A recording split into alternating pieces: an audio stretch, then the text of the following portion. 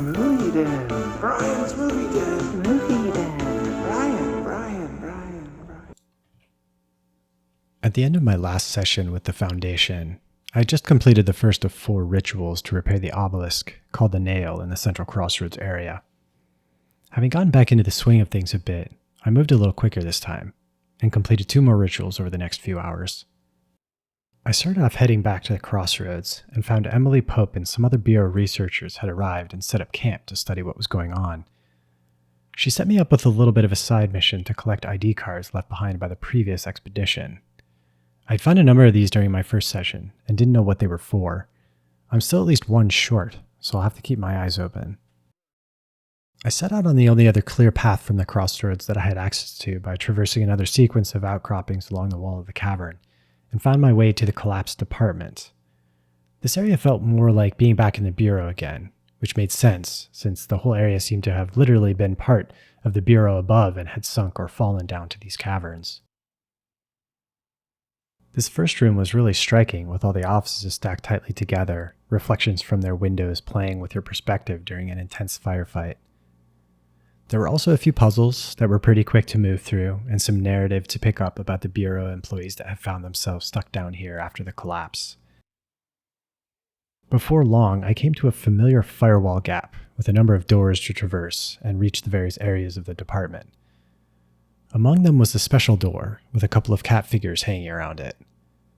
The door didn't budge, so it seemed clear there were more of these to find, a good reminder to keep my eyes open for them exploring this new area. One of the first things that had caught my eye were these cameras with red lights on them that stood out compared to the cameras seen frequently in the other parts of the Bureau. I tried to shoot all the ones I saw in case it might trigger something, lead to another cat statue. I doubt I got them all anyway, but nothing revealed itself. I came across this bathroom area where the astral plane seemed to be bleeding through, which I'd see more of soon. I didn't pick up on it the first time I was here, but there is a golden cube that acts as a key to reveal another cat statue. I did find this, but I had to come back for it later once I learned how this mechanism works.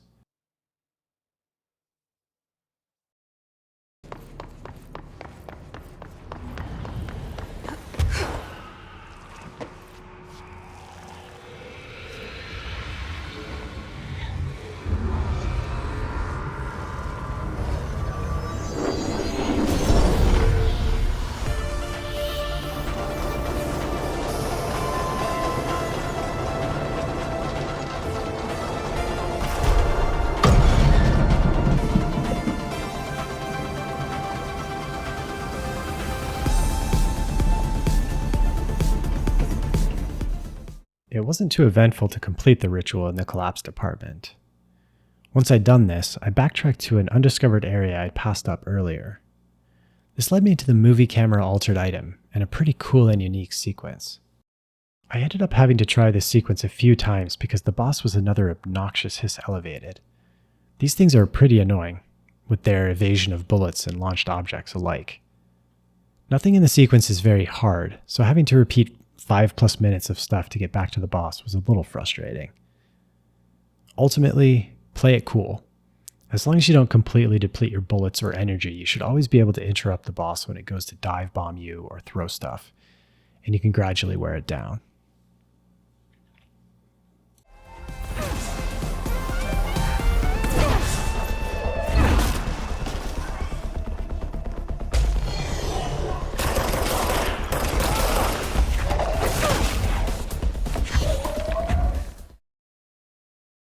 This area also allowed me to obtain the second power, the one that I'd passed up last session, the ability to shatter crystal using the service weapon. The board didn't seem too happy about this at first. I also got to meet an odd character called Former, seemingly an enemy and maybe previous member of the board. Returning to the crossroads area, I emerged from a high tunnel that gave me access to a few conspicuous platforms. This led to a box with another cat statue. I spent some more time searching around, reaching some areas I hadn't before with my new power. Primarily, the Shatter ability also gave me access to the next main area, the canyon rim. This quickly dropped me into an extended sequence in the astral plane, that mixed a lot of platforming with moments of combat where I was again hounded by the new melee enemies and more elevated. The melee guys literally transport wherever they want, including behind and next to you when you think you've killed them. So watch yourself.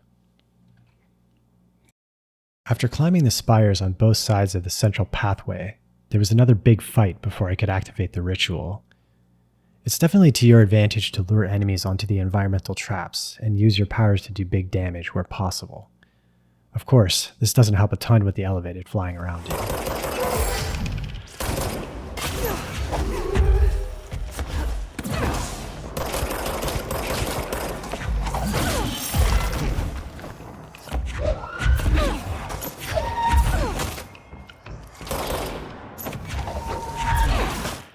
Once clear, it was in this area that I came across another golden cube beneath the breakable floor. I looked for a slot and found one behind the ritual tablet. This spawned another platform in the distance, with what turned out to be another cat statue.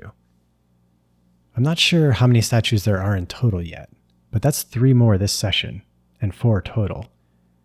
With this area completed, I decided to backtrack to the cat door and see what was up. Passing through the crossroads, I could see the nail was now almost completely reconstructed, with just one area to go. Back at the cat door, sure enough, the 3 new cats were all there, and the door started to open. To a point, anyway. Unfortunately, I was still blocked.